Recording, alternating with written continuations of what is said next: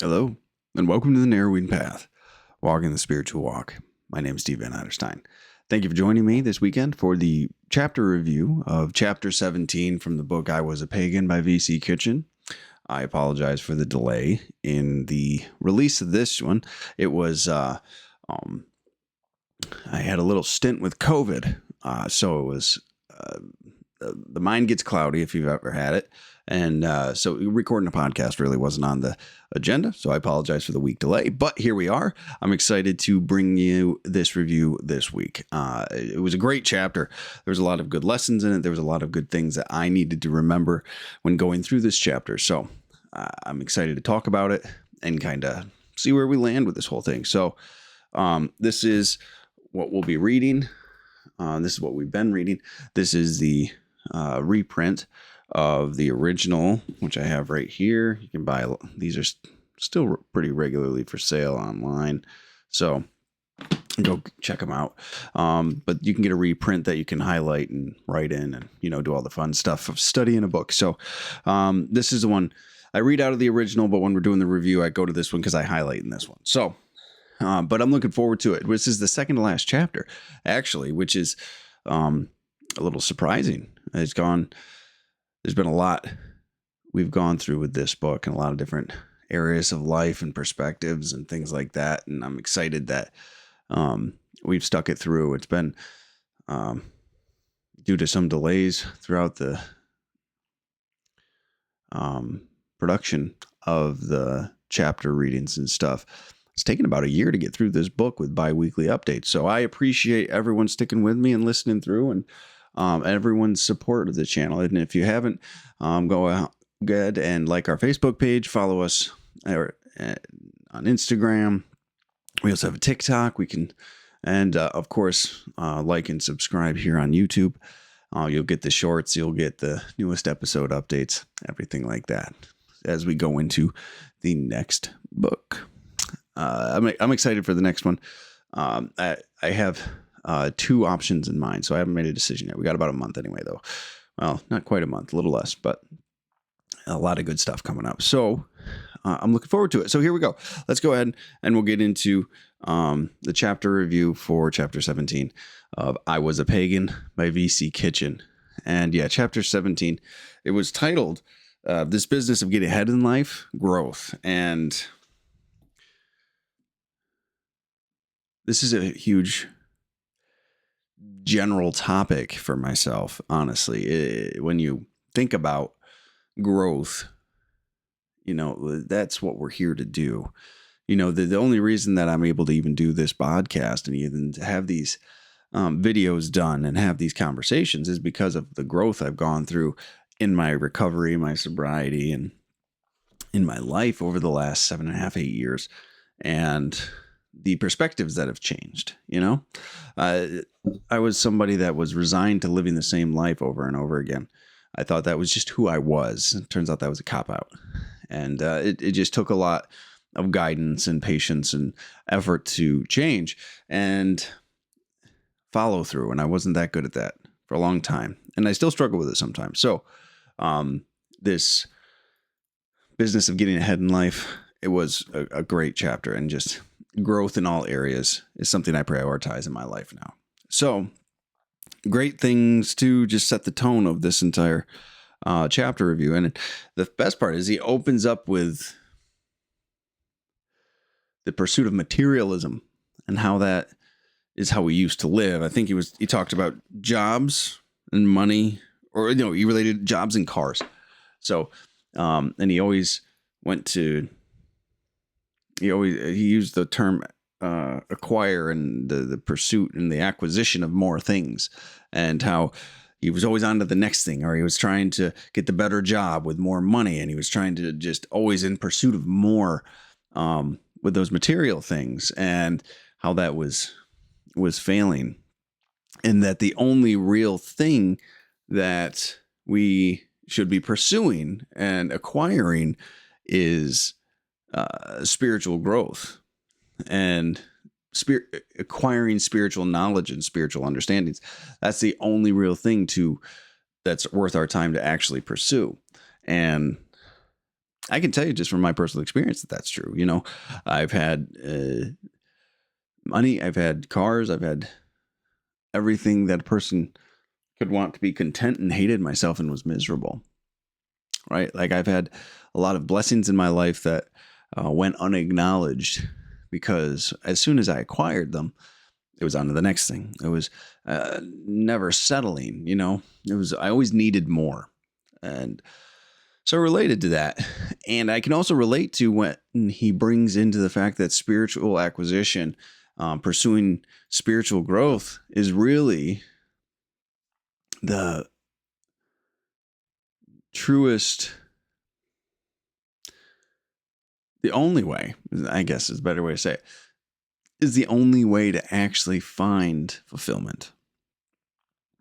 It's worth more than any material thing, any prestige, any job, any money, any car. It's I think it's funny you use cars because today everyone wants the newest, biggest, baddest thing. But in 6 months there's going to be a new model every time. You can never actually keep up with it and find that it means anything to you. So when we talk about this and the acquisition of spiritual growth, it's huge to me. That's why I'm doing this, and that's why I continue to share this message, is because that's what I have found is vital to my existence today, is to learn, grow, and share the knowledge that I've managed to been taught along the way and retained along the way. But he also says this, as with everything else too, you need to continue to spiritually grow as well, right? It's not, spiritual growth really isn't an option. It's mandatory, really, at the end of the day. You can have a single spiritual experience. You can have spiritual awakening, as some may call it, but you don't actually continue to grow in that, it's going to become stale. It's going to lose its vibrancy in your life. You're going to have a hard time, and it's going to get painful for you, because once we have that experience, we're supposed to grow in knowledge and understanding. It's not just the initial experience that changes everything. It's the constant pursuit of growth and the pursuit of God's will, the God of your understanding's will, as you go through this life. So it's really something that the recovery communities talk about all the time, right? You have to continue to move forward. You have to continue to grow, and you have to continue to do these things, or it all just fades away at the end, and it's the only type of thing. It's the only type of pursuit and acquisition that's actually fulfilling anyway, right? All the material stuff, it just doesn't work. But what's interesting is when he gets into this, he talks about his experience at the Oxford group. And as soon as he had this spiritual experience, he really just went all in, as we might say today, on the experience. And he talks about how it was, it was almost like comical how he became all about it, right? And then right at the beginning, I've seen this so many times with people in recovery, like they start to learn and they've had this first experience, and all they want to do is go tell it to everyone else, and they want to give it away, which is great. And he talks about how, I think they said, how he phrased it was the Oxford group, which is where he had his first experience and where he had this knowledge, or this understanding and way of life taught to him. Let him have his head, I think is what it was, and just let him go, right? Because he was going to make some mistakes along the way, but that's what we all do, right? That we don't know fully what's in store for us. We don't even quite understand what we've just stumbled upon, but it's so fresh, it's so new, it's so exhilarating, and it's also so spiritually fulfilling that all we can do is try to like have other people understand what it's like to have something like this happen to you, right? And so I think it's funny that he said that, because I just related to it. I got very wrapped up in all of the spirituality, and I still am. I mean, this is part of that I just want to actually share my knowledge with people and share my growth, and hopefully someone else can grow right along with me or get a little bit of insight from something that we talk about here too. So I'm still going through that myself. And, but as long as I'm seeking, and that's what he talks about in the beginning of this chapter too, as long as I'm seeking, I'm moving forward and I'm growing. And that's really what this whole thing's about, is continue to grow and move forward. So I wanted to read from this chapter on the third page here. And let me see here. And it's just about the importance of actual growth. And like I said, this is the copy I'm going to be reading out of here. Without this growth, in fact, religion in the church, in the school, in the home, the office, and the forum is just an escape, such as agnostics have accused it of being. So when I read that, I was taken aback that he actually put that in there. But I'm really grateful he did, because today, almost more than ever, there's this understanding, there's this collective idea that, religion's just something that people do to make themselves feel better. And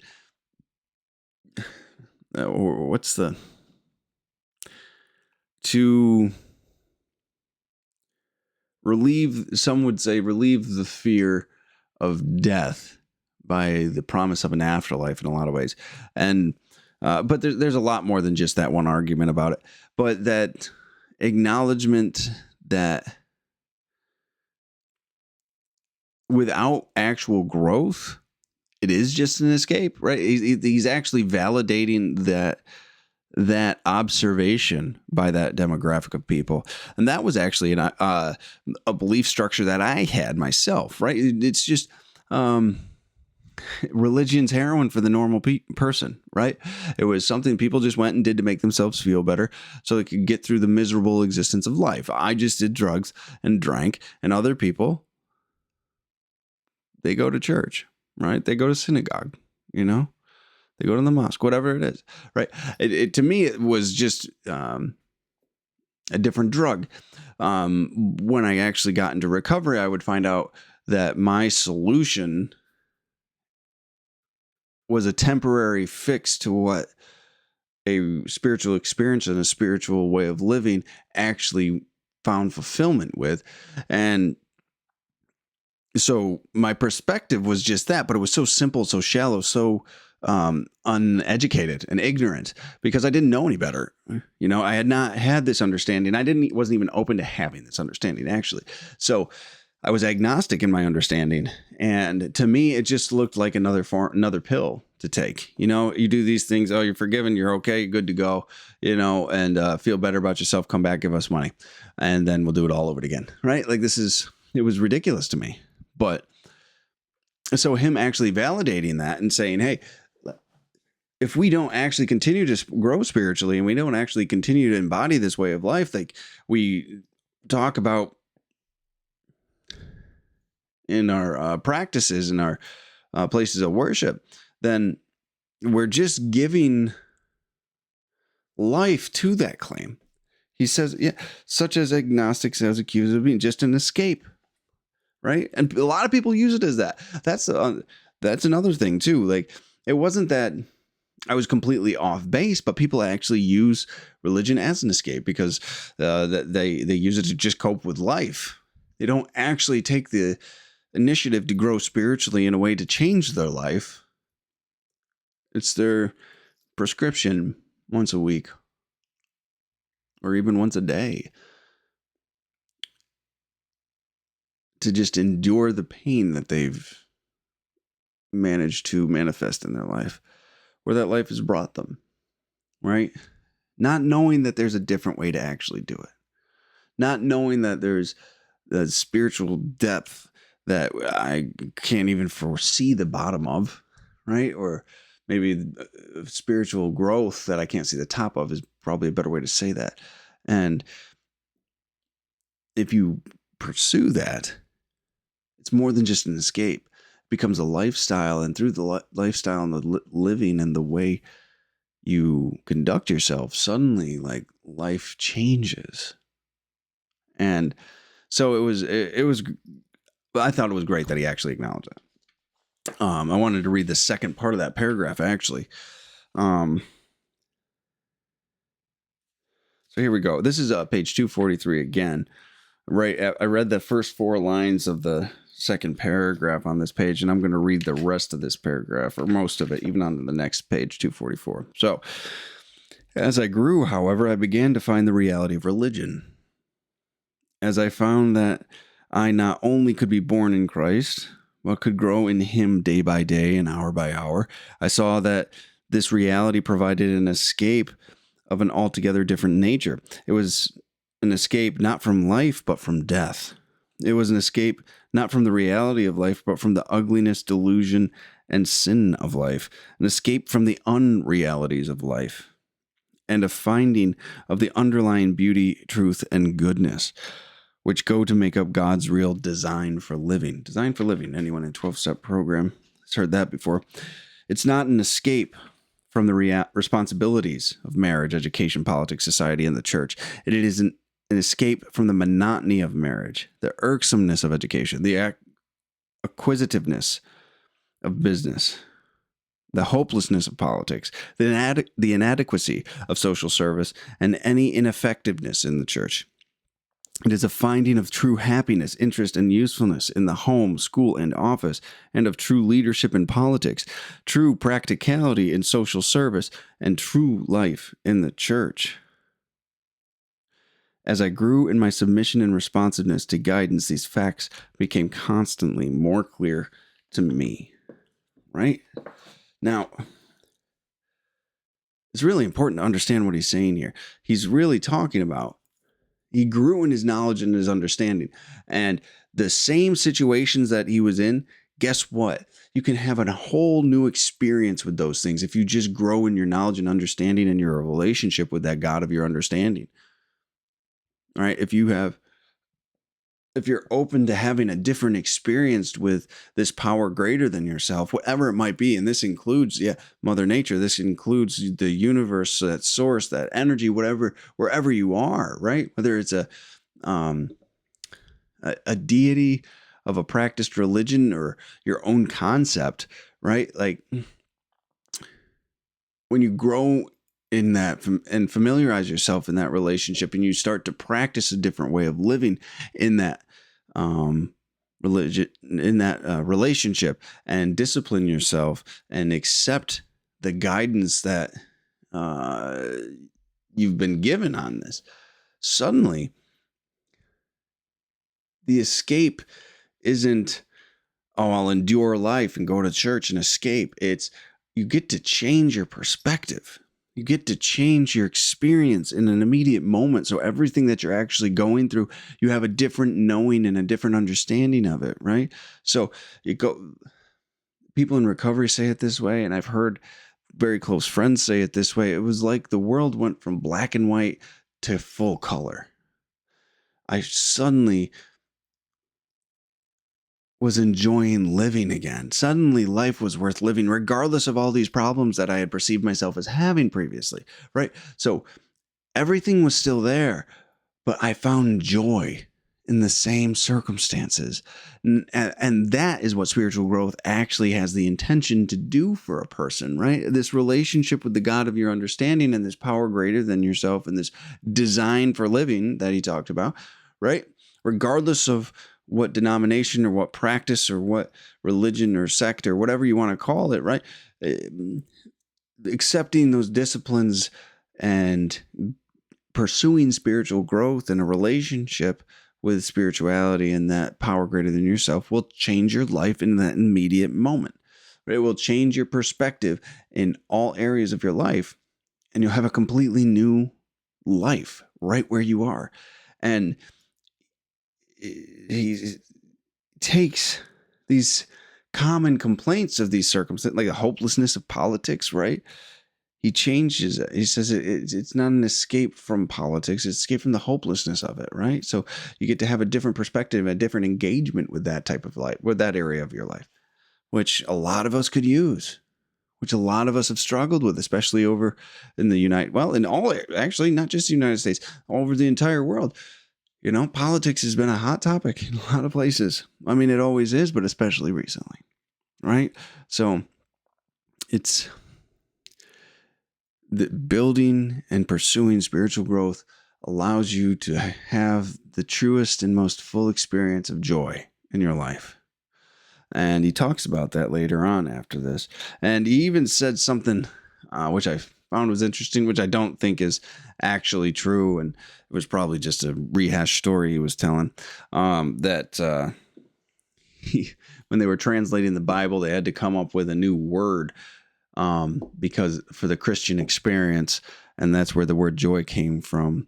They had to create something that described the experience that Christians have with God, and that's where they came up with joy. And I don't think that's necessarily accurate. I mean, I haven't looked into it deep enough to say it isn't, but I have a feeling he might have embellished a bit on that one, but he didn't say it was absolute fact though anyway, but it was just kind of an interesting thing because it just highlighted the emphasis joy has, and the experience of joy is something that can really only be found when growing spiritually. When you have that willingness to change and adapt, and you have that willingness to have a different experience, right? So you have this new experience with the world, and it's the exact same world. So I wanted to read next, page 248.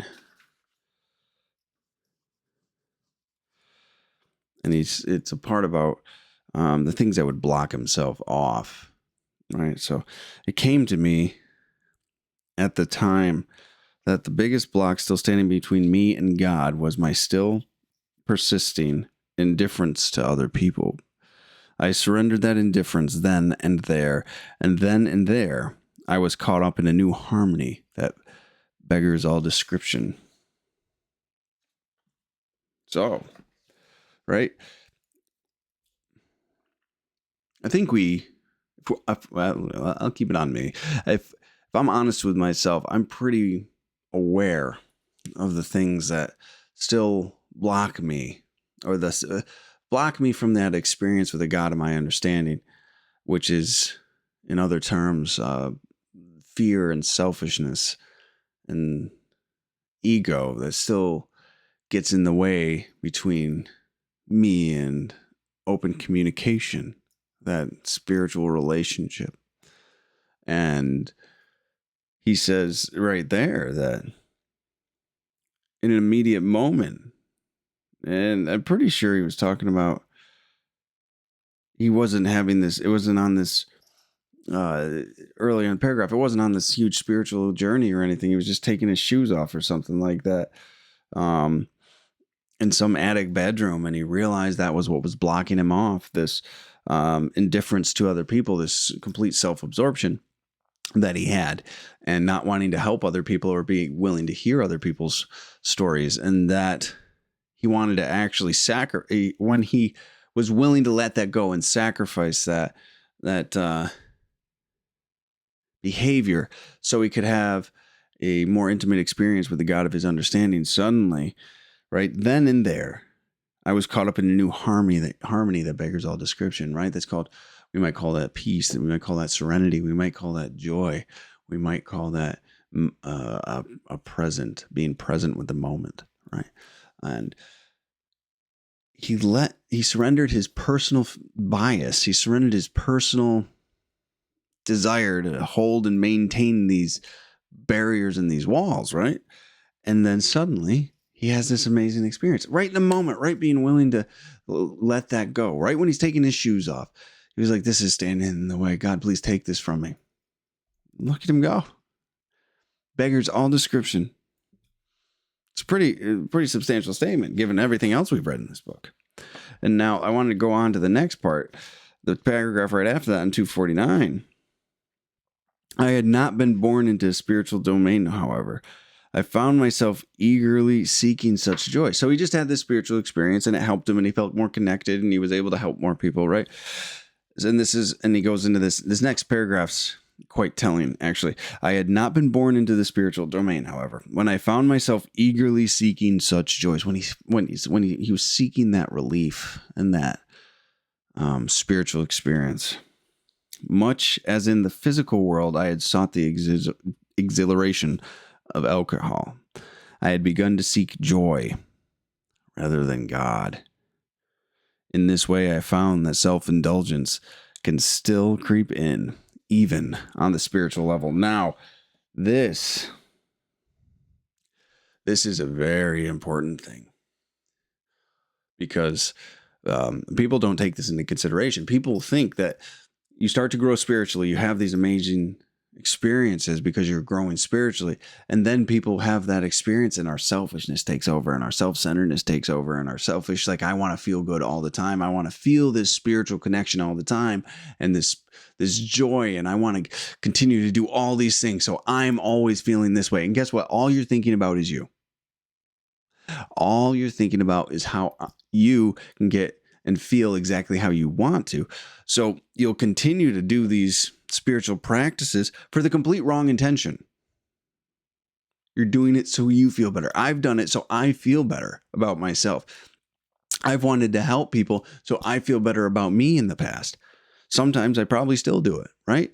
But if that's why I'm doing something, it will eventually become hollow. It will eventually become a burned out, painful part of my life, right? Because that's me being selfish and self-centered. That is me becoming self-indulgent on spiritual fulfillment, right?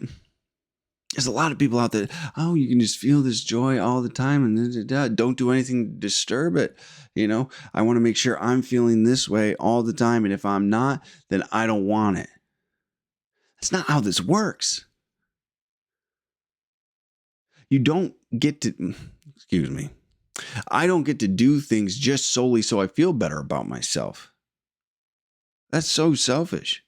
I don't do things solely so I feel joy. Joy is not something you can aim for.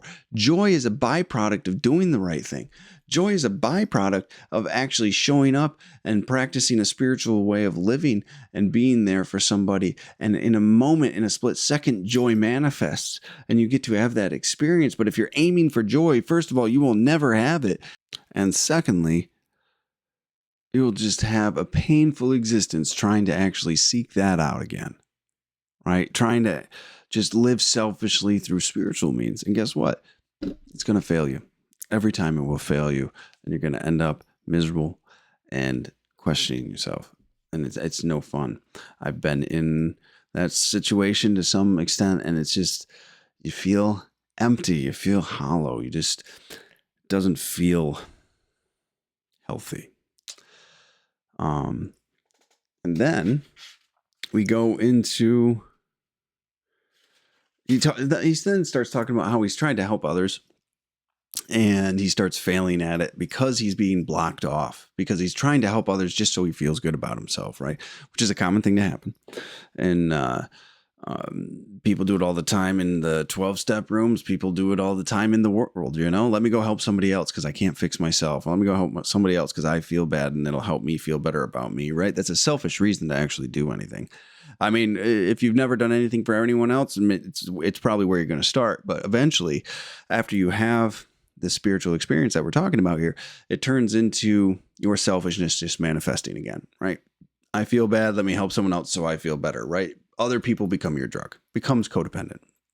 An unhealthy way to do it. So, and he learned through that experience how to actually be of help to somebody else again, right? And he's learned what it meant to actually live a spiritual life in service of other people. And he talks about it here on page 250. And I wanted to read this. Fifth line down. We're going to start it gradually. Gradually, however, I learned to stop trying to work for God. I learned to let him work through me. I learned to seek and to rely on his spiritual diagnosis rather than my own sizing up of a man.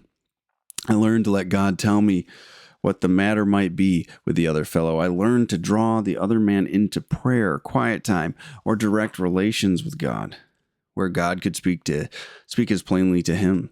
I learned to let God tell me and the other fellow what should be done about restitution for these sins. I learned to seek from him the power to accomplish these results where we were helpless in our own strength. As I grew in this humility, I grew in usefulness to God. Finally, sweeping over the last bars of self-consciousness and embarrassment, which made me hesitate to look into another man's sins, God used me to actually change a life. And then he used me to change another, and another, and another. So I really enjoy this because a lot of us, that initial spiritual awakening, that initial rush of spirituality that we want to go and have a participation in, right, is really what he's talking about right here. I now have a solution. Let me go give you this. Let me go do that. Will take you through this. You got to do it my way. I know what you need. Me, thinking I know what's good for you, right? What he's saying here is it's not that. It's going and having a conversation with somebody. It's going and connecting with somebody and letting God come into it, right? Not taking it as a dictate that you're God's sovereign general, that you need to go and conquer the world for him. It's you live a spiritual lifestyle, and then God will work through you. One of the things I realized is when the commitment to spiritual principles and spiritual virtues is when God shows up the most when it's most difficult for you to practice them, right? When you want to lie because it would serve you better, but you're honest instead, that's where God shows up. When you want to be hopeless and full of self-pity, but you practice faith and take the next right action anyway, that's where God shows up, right? It's not, I do this thing, I got to fix this person, I got to have this spiritual reputation. It's not anything about that. It's about embodying the spiritual way of living, this design for living, the spiritual principles and virtues in your life, no matter what, and then being willing to share your experience and connect with another human being. And then God will work through you, that you're the power greater than yourself, that energy that you're in service to, whatever it might be, will work through you then. It's not anything more complicated than that. It's not anything more arrogant or egotistical than that. It's that simple. I really do like to think that God's built me up into be this person that I go and I can go fix the world. And I that's not how this goes. Turns out, the 12-step rooms really got this right. It was one person talking to another, sharing their experience, strength, and hope. Not telling them how to live, but guiding them to have a relationship and a connection with a God of their understanding, with a power greater than themselves, that they themselves get to choose and establish. Not what we tell them is right. They pick. So we just live by principle and virtue. And then God does the rest through us, usually without us knowing,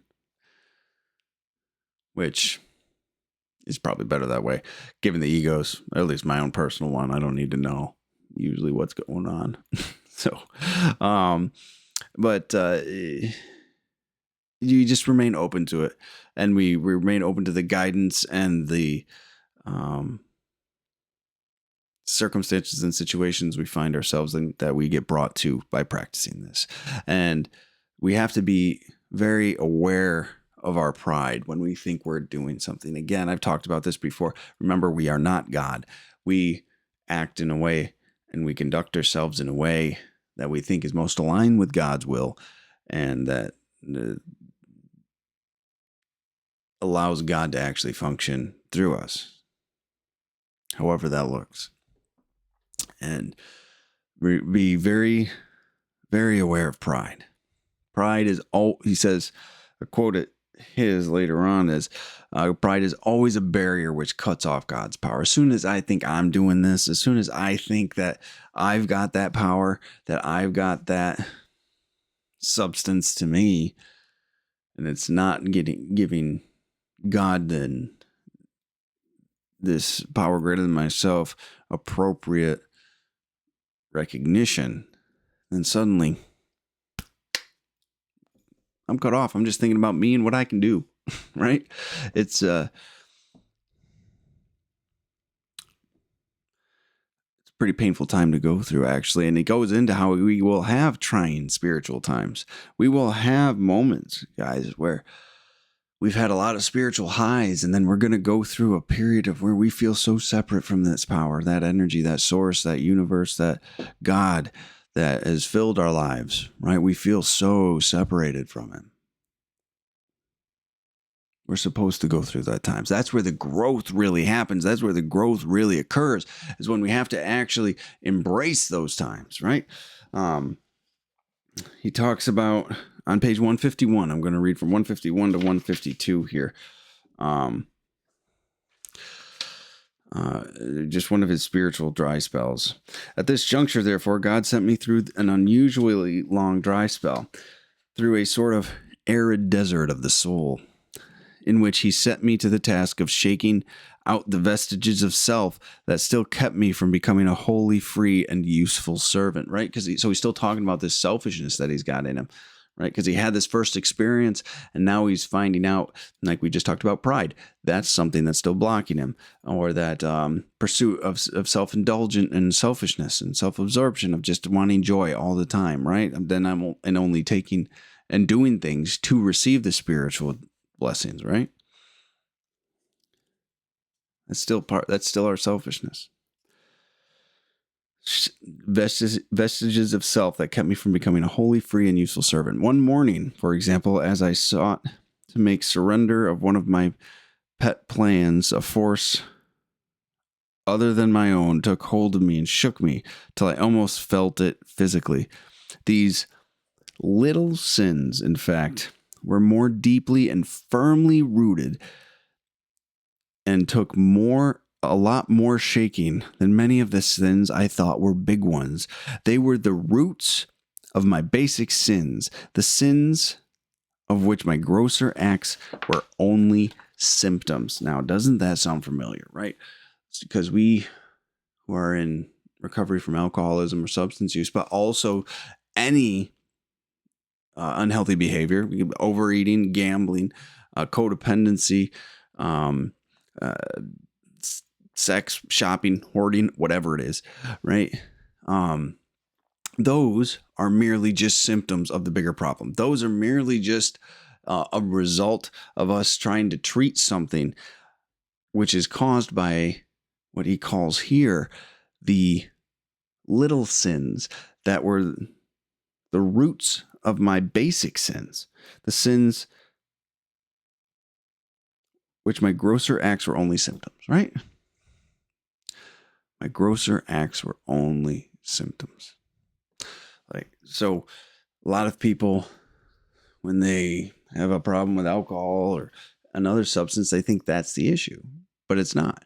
That's the thing they use to treat the issue, which is, depending on what you practice, is a separation from God, a spiritual malady, or just selfishness and self-centeredness, being completely self-absorbed. Right? Those little vestiges of self, he said, right? Like how am I just selfish in my thinking and my behavior in a day-to-day, moment-to-moment way that compounds eventually, and then my life becomes so unmanageable, I have to have these other bad behaviors to compensate for it. So I try to stop the bad behaviors, the big bad behaviors, because I think those are the actual problem. But in actuality, those are the things that help me deal with the actual problems, which is the little sins, he calls them, the little sins.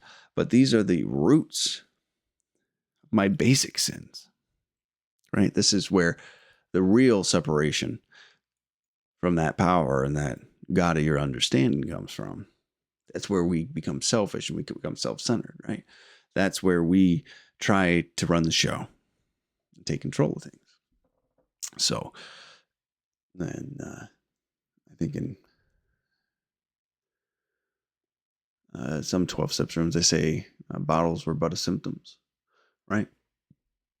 The substances were always a symptom.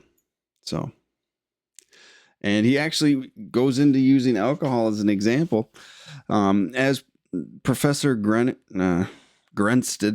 of Oxford, I don't know how to pronounce that correctly, I don't think, of Oxford points out, however, sin is the only thing we ourselves have created. The only thing that we ourselves really own and possess. That's why we become so attached to our sins, to our unhealthy personality behaviors even, right? The deeper the sin, therefore, the deeper the possessiveness. And while letting go of alcohol, I still clung to my basic pride and selfishness. Well, with God's help, it was easy to give up drinking, and with God's help, it was easy to help others quit drinking. Other drinkers quit. But when it came to not drinking in the praise of those who admired my new stand,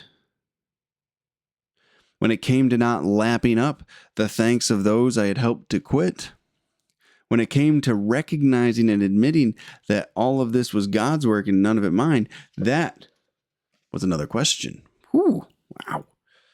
That's a powerful thing to actually say. That's a huge thing to actually recognize. Like, I like the admiration. I like the gratitude and the thanks people give me when I help them, right? That feeds my ego. That makes me feel better about myself. So I want that to keep happening all the time, right? Instead of taking it and giving it appropriately to God and saying, God, thank you for letting me help this person, or thank you for helping me connect this person to you, right? And giving God the appropriate credit, giving the power greater than yourself the due acknowledgement that it wasn't just you, that you were just allowing that power to work through you, right? That's where it starts coming back. The praise and the pride and the ego and the gratitude and the selfishness, wanting to hold that for ourselves when I know I'm only sitting here because of the sacrifices of a lot of other people and a God of my understanding working through them, and other people sacrificing a lot of time and effort and a willingness to give freely, right? For me to say I did this all by myself, it would be such a lie. It would be so arrogant and egotistical. But yet, I want to think that sometimes. It's incredible. I want to think that sometimes. Our arrogance is so deeply rooted, especially the more you don't want to let something. I love how he said, the deeper the sin, therefore the deeper the possessiveness. The more you want to hold on to a character defect, the more deep rooted it is in you, right? You have defined yourself by that character defect, and it will take a considerable amount of shaking, as we talked about, to let the root of that basic sin go. It's just an incredible perspective to think about, right? We get very attached to our defects and we think they're parts of our personal character, and they're not. They're really not. But people love to hold on to that because they want to feel unique. They want to feel special. They want to feel like an individual. And they think their character defects give them that. It's not true. It is just simply not true. And then one of the last things I'm going to read here on 253.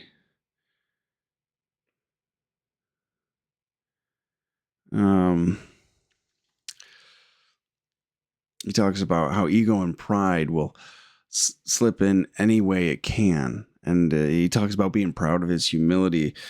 And one thing that just, he showed me, here we go. Still, however, God continued with my spiritual growth. He showed me that, as F.B. Meyer suggests, that even while I sang his praises, I was inclined to admire my own singing. Right? Well, look how well I'm singing. I'm great. He showed me that while my face shone with a new light, I was noting that fact in the mirror. Look how great I look. He showed me that in my most earnest appeals to come to Christ, I greatly admire my own earnestness. Look at me. Look how much I'm trying to be like God. Look at me trying to be just this virtuous person. How great am I? He showed me that I was proud even of my new humility, and that I congratulated myself on the knowledge of divine things which other men might not possess. Look how smart I am. Look at what I have now. Well, look at the spiritual humility I have, this connection. Look at these gifts that God's given me. I'm pretty fantastic. Look at me. Look at all I got. Let me think about me some more. And we get lost in that, right? It's just such a contradiction, proud of my humility. People get lost in that all the time. It's a little terrifying, actually, when you think about it. There's just so much of it. So what this is fully coming around to, guys, is just we have to continue to grow. We have to continue to look deeper on this, right? We have to continue to practice these morals and these principles and these virtues in all areas, and not just all areas, right? Because that's just the top. We bring them into those places of our lives, but we have to at all layers and all levels of those areas too, right?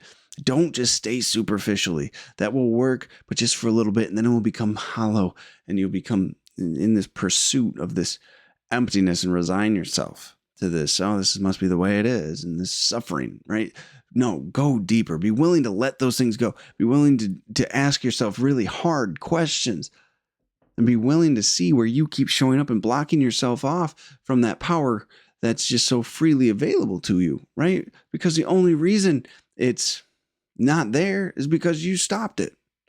Something about you. Well, the only reason I'll keep it on me. The only reason I ever go through a time of spiritual drought is because I'm wrapped up in me. I'm wrapped up in me and what I have to do, and either how great I am or how stressed I am. Most of the time it's stressed these days, right? We get busy with life and we forget to be grateful. We forget to acknowledge that God of our understanding and bring him or it or whatever you want to call it, that energy with us throughout the day. We forget, right? And he says he had not really crucified the ego within him, right? I still held on to that. I still had that within me for a long time. And I still do, I'm sure, in more ways than I can remember or care to acknowledge. But until we say, I will let my old self die, I will let my egotistical, character defect riddled, selfish and self-centered character die. I will let that go. Kicking and screaming most times. And until you do that, you will constantly put yourself in a position to be blocked off. Because we show up all the time. Now, I wanted to be that person. I want to get rid of ego. I want to get rid of all of these character defects. So I do ask myself the hard questions and be willing to learn and grow and have a new understanding and considerations. But it's not easy. It's been a slow experience for me, and I don't know if anyone can relate to that, but I'm working on it. But I'm grateful for the opportunity and the knowledge of these things to continue to try to apply them and go from an egocentric life to a Christ-centered, other-centered, God-centered life. And just keep aiming for that. Aim for perfect, but we're making progress, right? So, I love that chapter. Absolutely love that chapter. Hope you all enjoyed it as well, and I hope you found it as realigning as I did, right? As awakening as I did. It was something I needed to hear especially right now with in my personal life. And I'm extremely grateful for this chapter. So I hope y'all enjoyed it. And next week we'll be back with the reading of the last chapter and then the final chapter review. I mean, it's exciting stuff. So I'm really grateful for all the support and the views on the reels and on the videos. I appreciate y'all. And we will be back again next week with the chapter of this business of getting back to God, destiny. Heck of a way to end a book. So thank you all again. Until next time. Thanks.